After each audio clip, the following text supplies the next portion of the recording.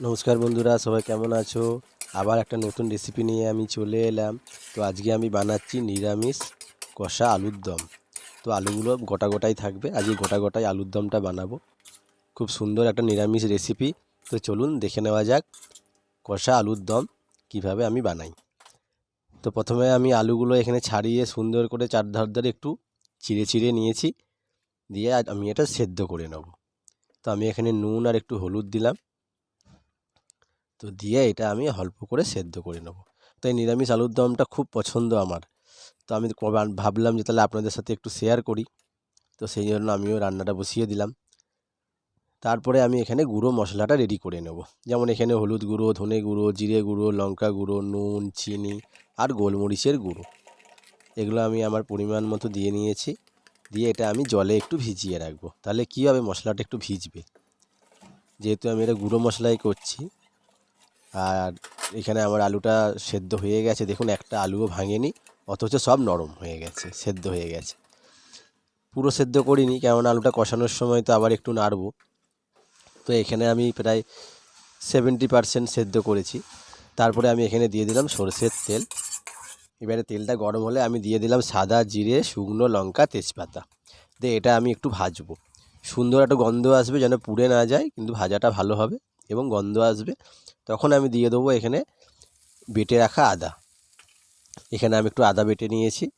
তো আদাটা আমি সুন্দরভাবে ভাজবো যতক্ষণ না আদাটার গন্ধটা যায়। তারপরে আমি দিয়ে দেবো এখানে টমেটো। এখানে টমেটোটা আমি বেটে রেখেছি, এখানে আমি টমেটো বাটাটা দিয়ে দিলাম, দিয়ে একটু সুন্দরভাবে ভাজবো। তারপরে দিয়ে দেবো আমি আমার মশলাগুলো, যেটা আমি জলে ভিজিয়ে রেখেছিলাম। তারপরে মশলাটা আমি কষাবো। তারপরে দিয়ে দিলাম আমি লঙ্কা কুচি করে রাখা। এখানে বেটে দেওয়ার কথা ছিল, কিন্তু আমি বাটতে পারিনি, আমি কুচিয়ে দিলাম।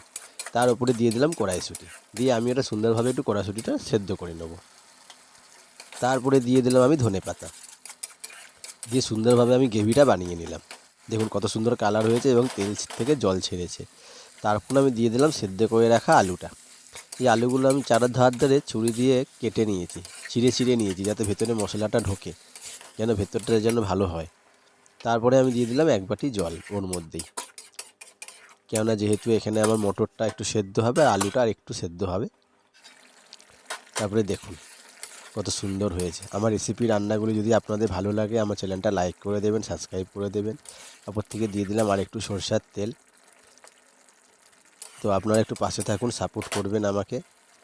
আমি তার নামানোর আগে দিয়ে দিলাম গরম মশলা, হালকা করে একটু গরম মশলা দিয়ে দিলাম, কেন যেহেতু নিরামিষ রান্না।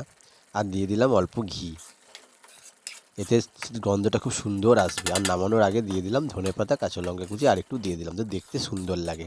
আশা করছি রেসিপিটি আপনাদের খুব ভালো লাগলো। আপনারা বানাবেন বাড়িতে, আশা করছি খুব ভালো লাগবে। আর কে কোথা থেকে দেখছেন কমেন্ট করবেন। দেখুন রেডি হয়ে গেল আমার নিরামিষ কষা আলুর দম, মটর আলুর দম। নমস্কার, ধন্যবাদ, সবাই ভালো থাকবেন।